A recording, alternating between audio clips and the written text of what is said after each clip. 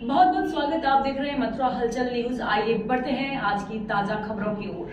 Bhajpa OBC मोर्चा के प्रदेश अध्यक्ष प्रकाश पाल ने सोमवार को कार्यकर्ताओं के साथ ठाकुर बांके बिहारी जी के दर्शन कर भव्य मंदिर निर्माण का संकल्प दोहराया। मीडिया से बातचीत में उन्होंने कहा कि अयोध्या में भव्य राम मंदिर और काशी में कॉरिडोर बनने के बाद अब बांके बिहारी की बारी है, जिसे लेकर कार्यकर्ताओं में अब की बार बांके बिहारी का बाहरी उत्साह है। श्री कृष्ण जन्मभूमि की गरिमा को अनुरूप दिव्य रूप देने की बात करते हुए उन्होंने विपक्ष पर निशाना साधा। उन्होंने आरोप लगाया है कि दल राम मंदिर में अड़चने डालते थे, वहीं अब यहाँ भी रुकावटें पैदा कर रही हैं, जिन्हें बंद होना चाहिए। राम मंदिर में चढ़ावा चोरी के सवाल पर उन्होंने रामायण का संदर्भ देते हुए कहा कि गलत काम करने वालों को हंसना बुरी ही होगा।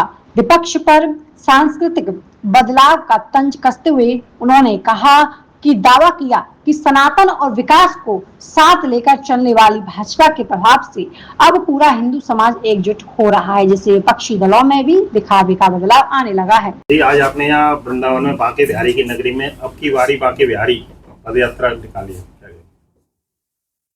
आज मथुरा में भाजपा ओबीसी मोर्चा की क्षेत्रीय बैठक थी और बैठक से पूर्व सभी क्षेत्रीय पदाधिकारी स्थानीय कार्यकर्ताओं ने बांके बिहारी के दर्शन किए और दर्शन के साथ ही सभी कार्यकर्ताओं के स्वाभाविक मन में इच्छा है कि अयोध्या में भव्य राम मंदिर बन चुका है, काशी विश्वनाथ कॉरिडोर बन चुका है, अब बांके बिहारी का रह गया है। तो आज स्वाभाविक रूप से कार्यकर्ताओं ने अपने मन के उद्गार आज मथुरा से उन्होंने एक हुंकार भरी है कि अब की बारी बांके बिहारी। और आज दर्शन के उपरांत सभी कार्यकर्ताओं ने इसका उद्घोष किया है कि जो नहीं हमारे श्याम का वो नहीं हमारे काम का। हमारे साथ माननीय राम कैलाश यादव जी जो यादव महासभा के राष्ट्रीय अध्यक्ष हैं, उनके साथ आए भी तमाम पदाधिकारियों ने, माननीय भारत सिंह यादव पूर्व विधायक, सब ने जय माधव और जय यादव का नारा भी बुलंद किया है।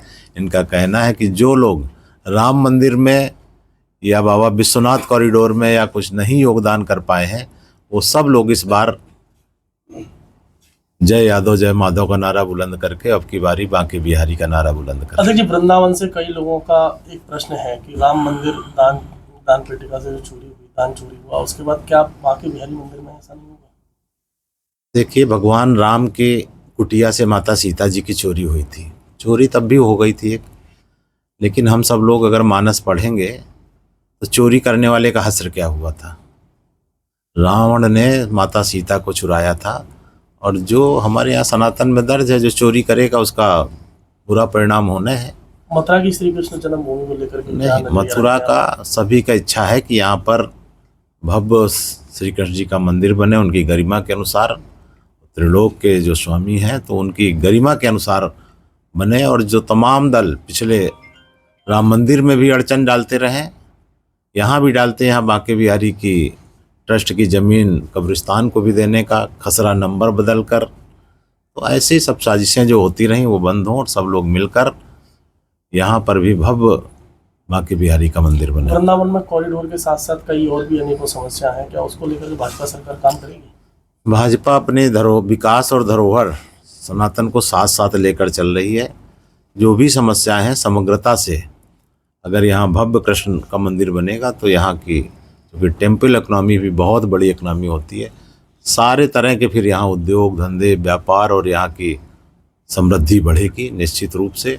और भाजपा ही इसके लिए प्रयासरत है। वैसे मैं कहूँगा कि सब लोग, बाकी लोग भी इसके लिए प्रयास करें, क्योंकि धीरे धीरे अब उन अपना हश्र देख रहे हैं, चाहे वो हरियाणा का हो, चाहे महाराष्ट्र का हो, चाहे दिल्ली का हो, चाहे बिहार का और बंगाल का।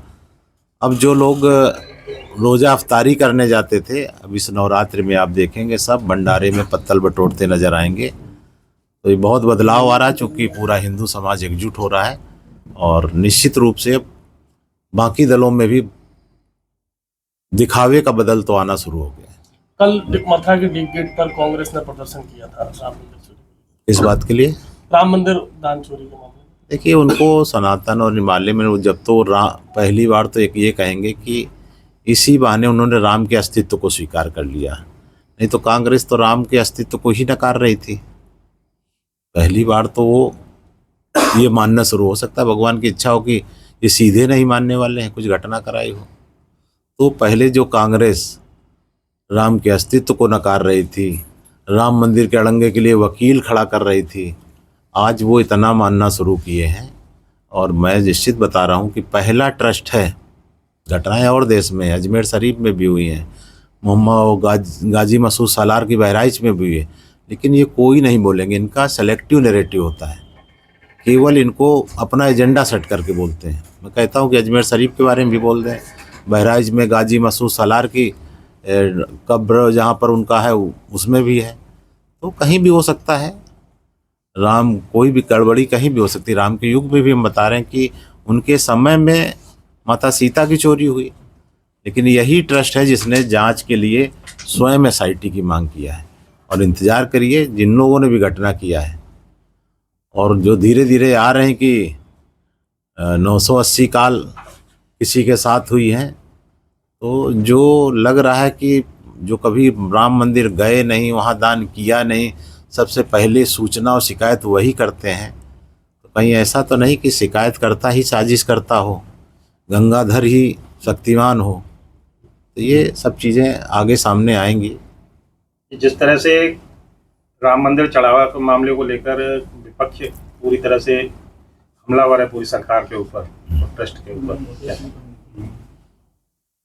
बता तो रहे हैं कि वो सिर्फ केवल सिलेक्टिव राजनीति करते हैं। मैं उनसे कहता हूँ, दूसरे राज्यों में है, सबरीमाला मंदिर में भी, तिरुपति बालाजी में अगर बहुत श्रद्धा है, अभी भी बोल दें कि वहाँ प्रसाद में पिछली सरकार के समय में चर्बी का प्रसाद से बना हुआ चढ़ाया था, आप सबको मालूम है, उसके बारे में नहीं बोलेंगे। तो ये जो इनका कि कौन किस राज्य में बोलना है, भाजपा शासित राज्य का अपराध दिखाई पड़ता है। और यही ट्रस्ट है, बाकी सब तो लीपा पोती की बात करते हैं।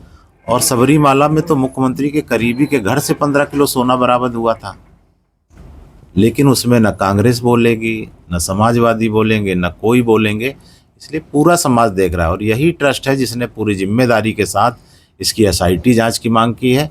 और जो लोग भी इस साजिश में हैं उन पर कठोर से कठोर कार्रवाई होगी। जैसे भगवान राम की कुटिया से सीता माता को चोरी करने वालों को हुआ, वही हाल निश्चित रूप से यहाँ भी चोरी करने वालों का होगा।